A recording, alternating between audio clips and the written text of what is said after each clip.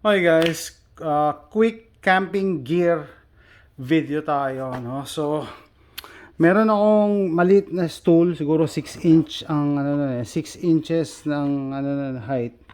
Palagi kong ginagamit 'yon, and I never knew na kailangan ko pala nito. Okay, kasi meron akong roof cargo box. I made a mistake na bumili ako nito. Fancy, oh. Nakakatuwa naman kasi parang overly engineered na tapakan. Yun ang description ko dito, no? Sabi ko high tech, oh. Okay. So kinakabit to dun sa sa door latch, sa lock. Anyway, kakapit to dito, so dito ka tatapak. Napakahirap gamitin ito, no? Kasi ang hipot. Plus pag tumatapak ako dito, sobra-sobra ako dun sa cargo box. So I think this is the best solution. Sabi nga, yung mas simple, mas magandang solution eh. So, nabili ko to sa Amazon. 1999 minus $2 na discount, $17.99. So, pero marami siyang brand, no? Folding dual step. Okay? Ang nakalagay dito, description, it can hold up to 400 pounds, which I doubt. I am 190 pounds. Pag tumatapak ako dito, medyo nagbe-bend na siya, sa gitna. Okay, kaya pakita ko rin yung quick mod ko. Naglagay ako ng steel bar sa gitna. Actually, ito yung panghawak to ng battery, car battery. Yan o.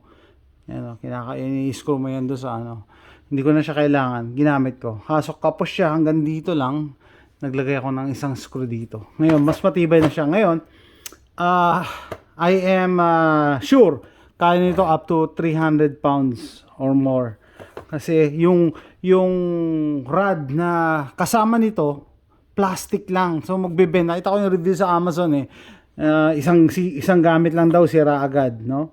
Paano? Yung ginamit nyo yung plastic lang na rod. Sana pala nilabas ko dito. Anyway, plastic lang siya. Hindi talaga yun. Tatagal. Hindi kakayanin yung weight nyo. Ako 190 pounds. Nagrereklamo na ako doon sa doon sa plastic rod na insert mo diyan. Anyway, pakita ko nga. Baka nandito pa. Hindi ko naman kasi gagamitin na. Okay, ito, dalawang ganito. Ang kasama niyan. Yan. Plastic lang to, oh. May flex. Insert nyo dyan. Insert nyo dito. Sabi ko, hindi pwede. It's not gonna work. Delikado.